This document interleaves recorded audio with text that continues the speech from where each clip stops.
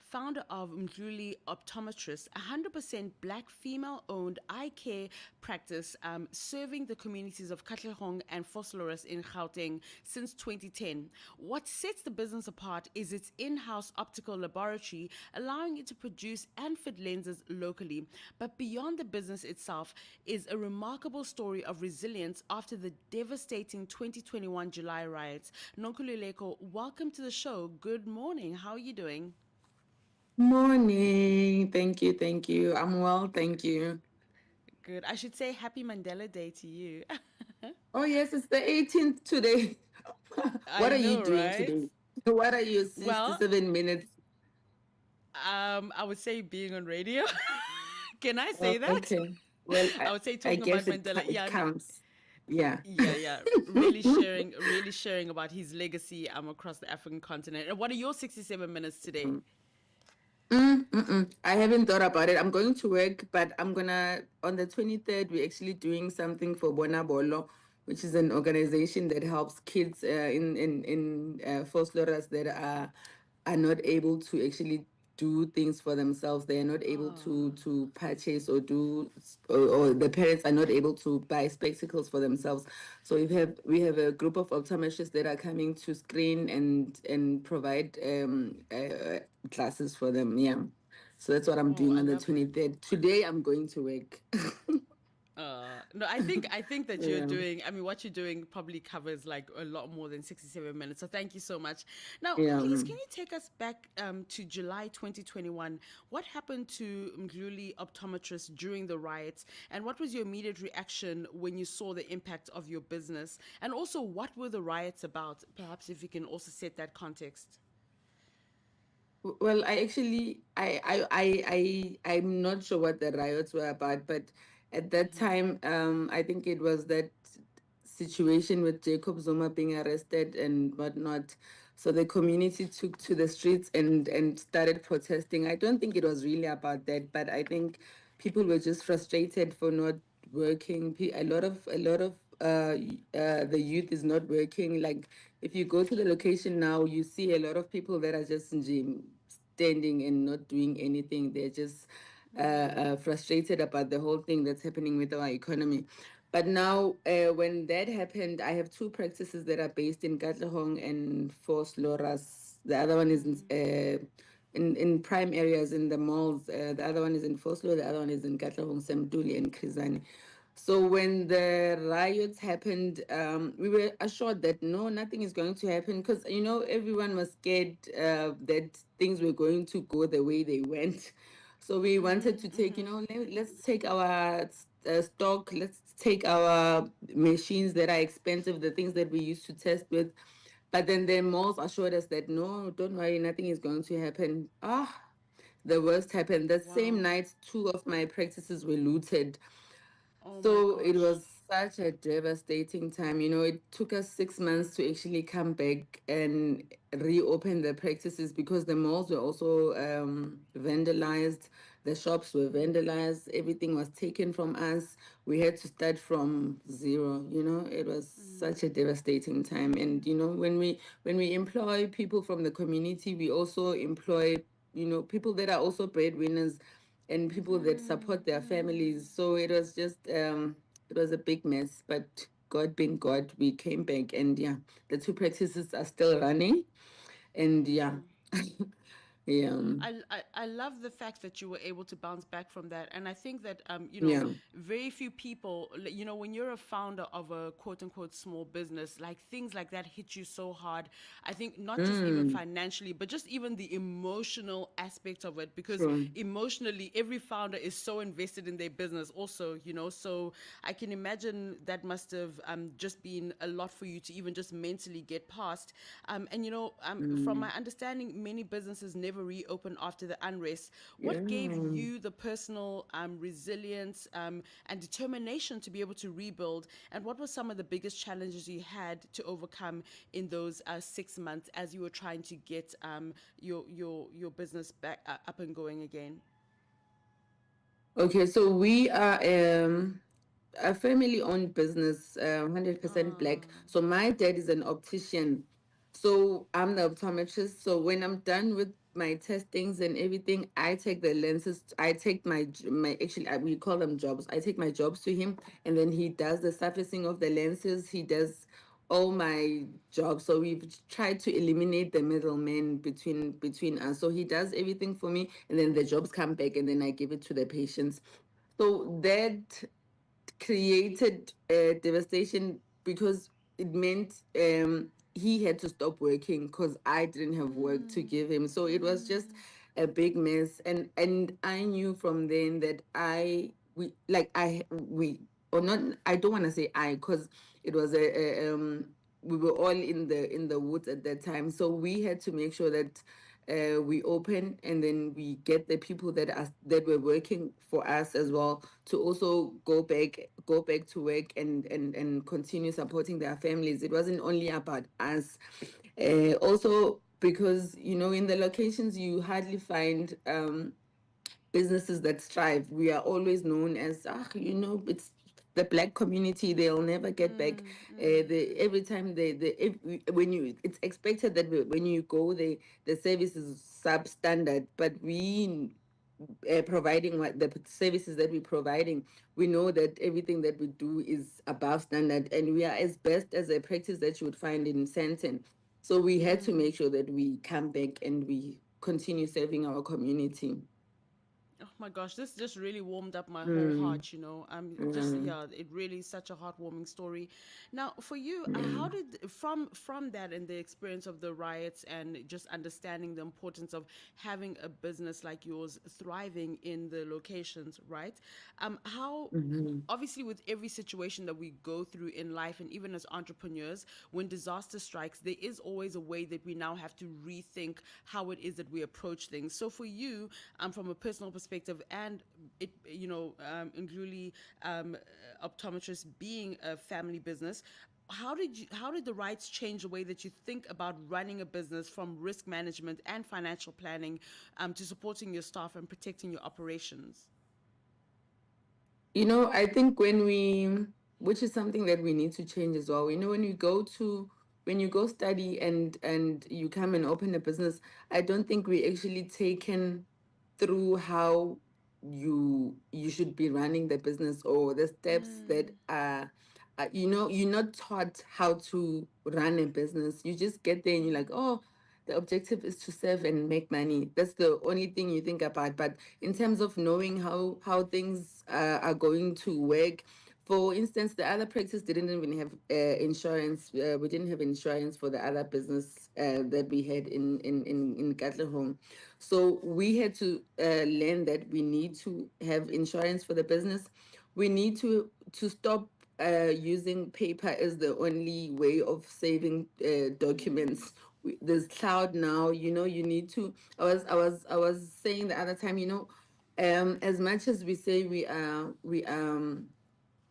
the one case, we need to start learning how to digitalize everything from your filing system to how you send your claims to, everything has now changed for us because there's less filing, there's less paperwork because we lost most of our files during the riots, and the patients that we had then, Sure. so we can't recall those patients. So now everything has just it has made us smarter. It was a bad way of making us smarter, but we had to now make things more digital than paper. But yeah, no, yeah, I love that. And now yeah. you've not only been able to survive, you've been able to really thrive. For you, what are some of the lessons that you've learned along the way, and what have been some of the landmark highlights since 2021 till now for the business? Um, I'd say continuous um learning, or should I just say trying to improve yourself to become better. You cannot just be comfortable with just being an optometrist and that's it. Like we are trying to put a system in place where we are also trying to get our staff to actually study more. And also for us, because you when you are an optometrist and you graduate, there's other what can I say, courses that you take afterwards to try and get your skill to be to upscale yourself. Mm-hmm. Mm-hmm. Now with AI coming into play, with people being exposed to buying things online, you continuously have to be improving yourself and the business as well. You cannot just be comfortable with just owning a practice and just be comfortable with people coming in and out. They want more, they know more. People are always googling their symptoms and coming with diagnosis that you also don't understand sometimes, but you continuously need to upscale or upgrade your skill. It's very important. Mm. Yeah. I love that. And we all know that famous African proverb that it takes a village, you know. Yeah. And as much as Mdluli Optometrist has been a shining light in the communities, and you're very deeply rooted in the communities, I would imagine that Mm. community support has played a huge role in supporting your business in Mm. recovering. What does that say about the relationship that you've been able to build with your patients over the years? Amazing. We always saying, because when the unrest was happening, I was actually, remember, it was that time we had a curfew, you couldn't leave and whatnot. I don't know how those people were out there, and because I had a security I had security systems in place. So I was sitting at home watching the visuals of people slamming the doors, getting in, taking whatever, until people started taking their cameras themselves. So Hey. um the same people that hurt you, um no, no, let me not say the same, but in the community, you find that the 1 point or the 0.9% that would hurt you, the other 90 something percent are the ones that are going to uplift you, because without them we wouldn't have reopened. They gave us a sense of purpose, why we need to open again. It was just a miserable time, for everyone, I think, because the Gogos now had to go and take taxis to go get their grants. It was just miserable. It wasn't the same space anymore. So our community, the church that we go to St. Albert's Catholic Church. So our the congregation has been so lovely. The Gogos, every time you see them, they're wearing the glasses that you made for them. So the community really played a big role, because you cannot be in a community structure and not have those people support you. So we are very grateful for the support that we're getting from our patients, Katlehong and Vosloorus. Oh, this is it's so like I'm really like smiling from my heart. It's such a beautiful story. Yeah, And now, for yeah. business owners, Nonkululeko, who may be facing setbacks of their own, what message would you share about resilience, rebuilding after loss, and finding the strength to keep going? It's not easy. That's why I was saying to you that it's not easy to actually manage, or to continue believing in something when you see good. There's no hope here. But I just say resilience. It's important to actually know, or understand what you are doing, or understand the goal that you are trying to go for. It's important to know who you are. It's important to understand where you're going, and also to also know that without you, without you, it means then there's not gonna be a Mdluli optometrist.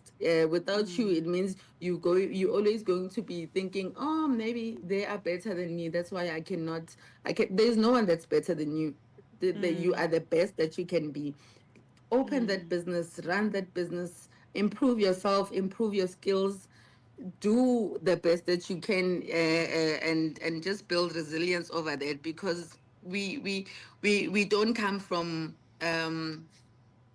we don't come, I don't want to say we don't come from anything, because we come from very rich, and although our Yes. families are not rich in money, but the values that they've instilled in us, and the resilience is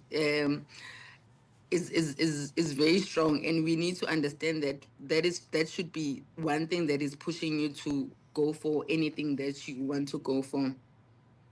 And Um, you know, you don't come this far to only get this far. You can still do, you can you can go, you can open practices in Paris. You can do anything, guys. The world is Yeah. literally your oyster. Yeah. I so believe that. You know what I've really Yeah. enjoyed about this conversation? Like, I personally am so passionate about founders for small to medium sized businesses.